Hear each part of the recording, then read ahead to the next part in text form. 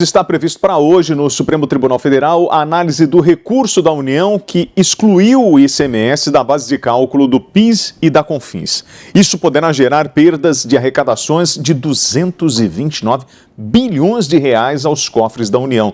Sobre esse assunto eu converso agora com o Henrique Herbolato, advogado especialista em direito tributário. Muito bom dia. Esse julgamento é considerado pelos juristas, como a tese do século. Por que isso? Bom dia, é um prazer aqui, obrigado pela oportunidade. Prazer Sim, nosso. é considerado a tese do século porque é um tema que se arrasta aí há mais de 20 anos, tem uma expectativa muito grande, primeiro pela definição, primeiro do valor e segundo como vai ser a fórmula correta de a ser apurada eventualmente essa devolução, Incidentalmente, outro ponto muito relevante que se espera a decisão, principalmente, é a questão da chamada modulação, Juridicamente, a gente fala que a modulação é a partir de quando vai ser válida essa decisão.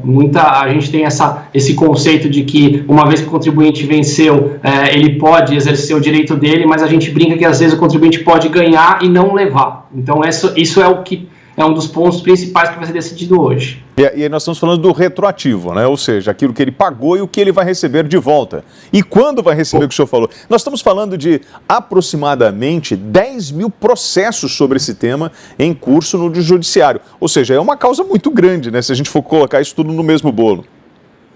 Correto, exatamente. Tem os contribuintes, a gente até, na prática, tem os contribuintes que a gente comenta que são mais agressivos a discutir essas teses no judiciário. Eles começaram essa discussão lá atrás e tecnicamente, aqueles que começaram lá atrás, o que eles têm a reembolsar está sendo acumulado, vamos dizer assim. Ele não fica limitado aos 5 anos, que é a regra do Código Tributário.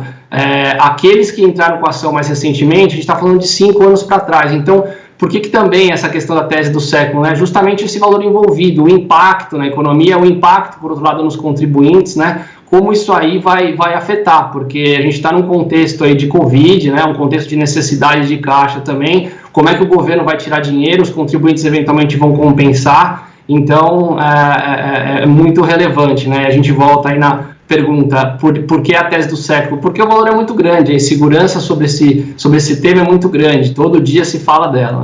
Como o senhor falou, no momento da pandemia, imagino eu que o Ministério da Economia está muito tenso com essa situação toda e acredito numa certa articulação para tentar impedir ou adiar essa decisão.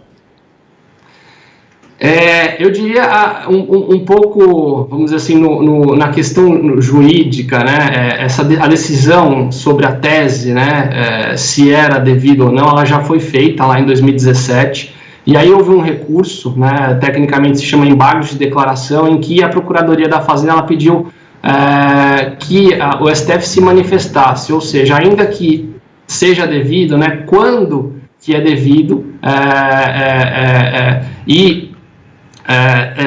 se ele é devido para quem já entrou com a ação, somente para quem entrou com a ação, para quem não entrou com a ação também seria válido, ou seja, se um contribuinte entra com a ação agora, ele poderia se beneficiar, a depender da decisão do STF, pode ser que vamos dizer assim, atrava o momento, seja, somente quem entrou com a ação até 2017, ou não vale para ninguém, ou vale para todo mundo, ou seja, se o contribuinte entrar agora, ainda que a decisão tenha sido em 2017, ele também vai poder recuperar esses últimos 5 anos.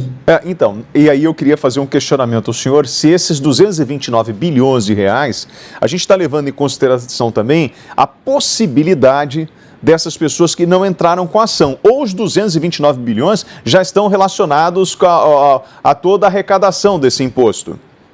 Segundo o que eu analisei desse número, o número que veio aí da Receita Federal do Ministério da Fazenda, é só em relação ao que está sendo discutido, só o que existem de ações hoje no judiciário, é o montante que está no judiciário. Então, se o STF entender que a decisão não tem esse efeito temporal, vamos dizer assim, e a gente tem situações, que nem eu comentei, de clientes mais agressivos e clientes mais conservadores que esperam a decisão ir até o final para não ter risco, a gente tem essas situações de clientes esperando, ou seja, se a decisão sai hoje no sentido vale para todo mundo, então vamos pedir os 5 anos para trás também. Né? E aí isso por que não, né, se o dinheiro está na mesa?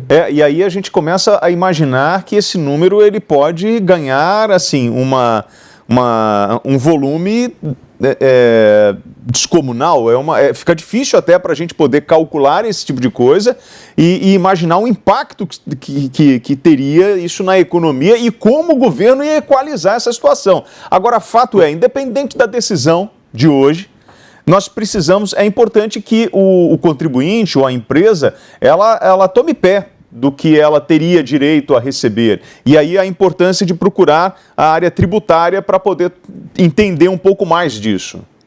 Correto. Inclusive, como eu mencionei, a gente tem assim, eu brinco, né? Alguns clientes perguntam o que pode acontecer. E a gente monta uma matriz assim, Excel, que você tem 10, 15 possibilidades, assim, não exato, estou exagerando um pouco, mas se acontecer isso, pode ser isso, se acontecer isso, pode ser isso.